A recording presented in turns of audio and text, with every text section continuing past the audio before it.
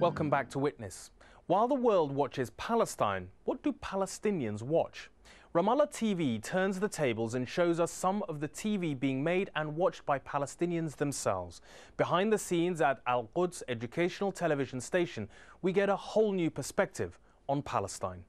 Al-Quds Educational TV in Ramallah is expanding its range. Having started out on a very local level, the station has recently received funding from America's Ford Foundation to upgrade the transmitter tower.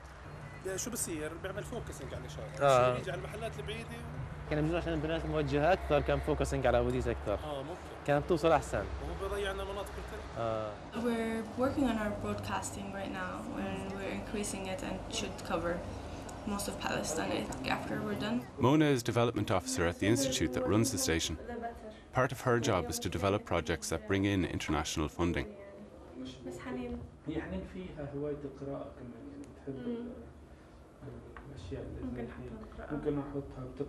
We just started the Shara Simsum, which is Sesame Street. You know Sesame Street. We have the Palestinian outreach for it, so we're producing a poster right now, and then we're going to come up with storybooks and a teacher's guide and things like that. ممكن إذا السيد قاعد تقعد جنبه وهي تكون راكزة عليه بتقرأ عشان فيش interaction مع السيد.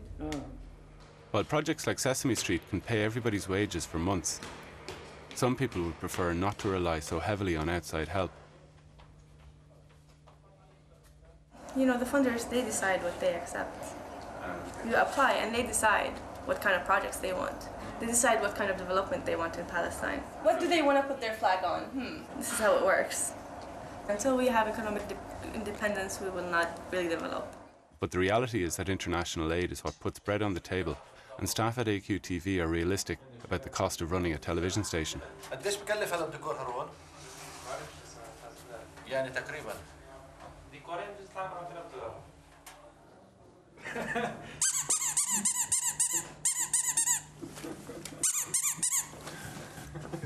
For Haroon, deputy director of the station and longest-serving staff member, the station is like his family. Indeed, his daughter is now appearing in AQTV idents. Haroon is the heart of the station, the man who knows everything.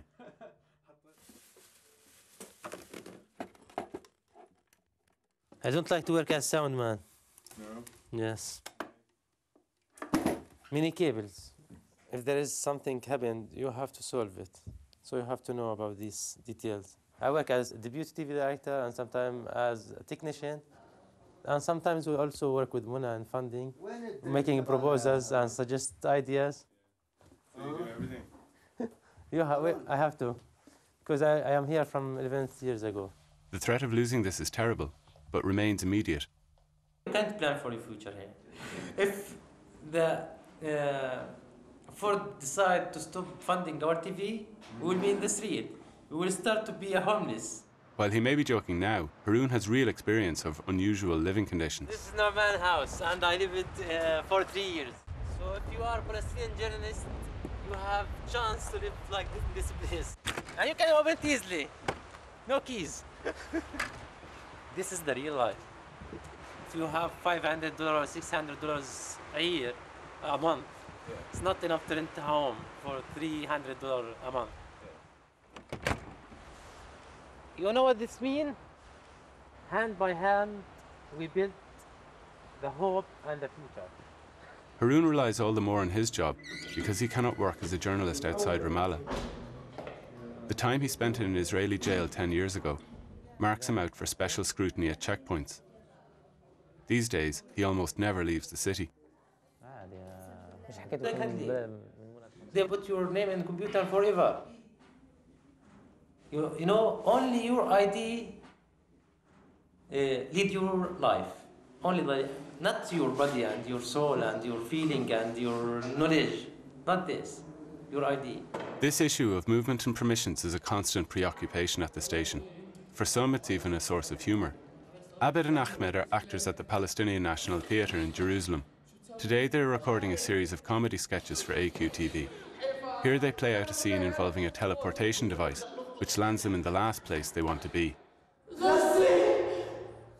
We improvise first, then we write, and it became a sketch. It's something by real, we take it from our life, daily life. Their home city of Hebron is a flashpoint in the West Bank. In Hebron, the easiest way to go to Israel. 400 Israeli settlers live in an area of the old city called H2. The settlers took all the place here, the squares of the mosque. H2 is sealed off from the 60,000-strong Arab population of H1. Look up this cage to prevent rubbish from going down from settlers. After that soldier, we can't pass. This road leads to Kiryat Arba settlement, which is the biggest settlement in the West Bank. بدك تاكل خده كله. For Hebron, it's normal. Without checkpoints, we can't live. These things became something to laugh about.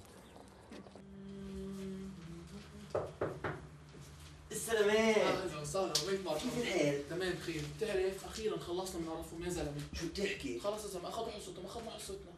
H1 إلنا و H2 إلهم. يلا يا سيدي زي ما قلت انت، الواحد بيرتاح ببطل كل شوي بده تصريح وبده اذن وبده قوم اعمل لنا كاستين شاي خلينا نمخمخ. بس بتعرف في مشكلة صغيرة. شو في؟ يعني المطبخ اجى في H2. قوم طيب شغل لنا هالتلفزيون خلينا نشوف شو في اخبار في الدنيا. قوم. مش غلط. عن بتعرف عبود في مشكلة صغيرة. شو في؟ بريز الكهرباء اجى في H2 بس ولا يهمك، كنا نعمل تليفون كل شيء كله بصور تمام يعني. تحكيش تليفون خلص يا اخي، خذ لي طريق بدي اروح الحمام. يلا. في كمان مشكلة. شو في؟ الحمام اجى في H2 بس ولا يهمك، نص التليفون كل شيء بصير تمام. طيب بس حاول تستعجل بتليفونك. بليز يعني اذا ممكن بدنا نروح على الحمام. يلا يا احمد. مستر قال لي ساعتين ثلاثة بكون كل شيء تمام. شو ساعتين ثلاثة بدي افقع. طب عادي يعني هو قاعد ما احنا قاعدين فيش ورانا شيء. بدي اروح. طب مع السلامة. في كمان مشكلة. شو؟ بيت الدرجة اجى في H2.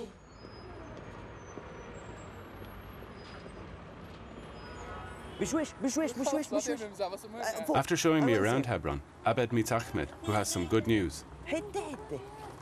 Special permits have been issued that will allow them back to Jerusalem to work again with the Palestinian National Theatre.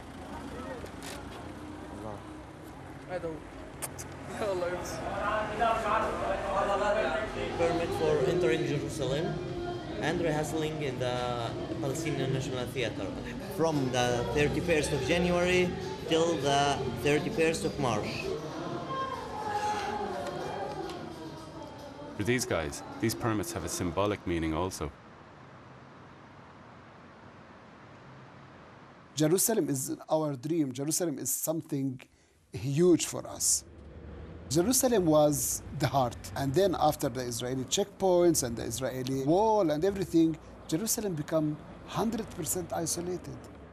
One of our main goals here in Al-Quds Educational TV is to focus on Jerusalem. This show dealing with daily life of the Palestinians in Jerusalem.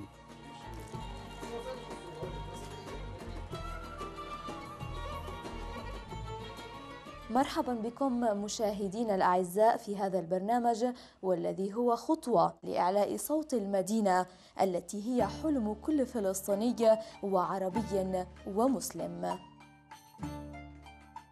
By airing this kind of programs, I just want to make Jerusalem less abstract, more real to the people in the West Bank, and not just let them dream about Jerusalem. Because for a lot of Palestinians and a lot of Arabs, it's just a dream. If they are in the hills around Jerusalem, they can see it, but it's like they cannot touch it. You can ask Haron, for example, when it was last time he was in Jerusalem. How long since you saw it? More than 5 years. Since you saw that? Yeah. The people who live in South Africa can go to Jerusalem, but I can't go. My brother lives now in UK. Now he has British passport. Yeah. So when he is coming, he can easily go to Jerusalem. Someday, sometime, we will go there.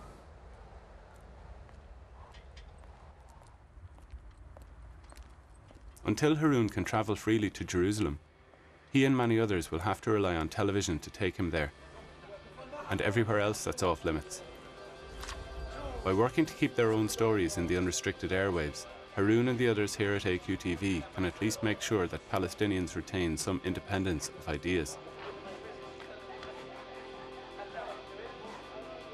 As the last panel is put in place on the transmitter tower, they can look forward to being heard beyond the barriers that surround them.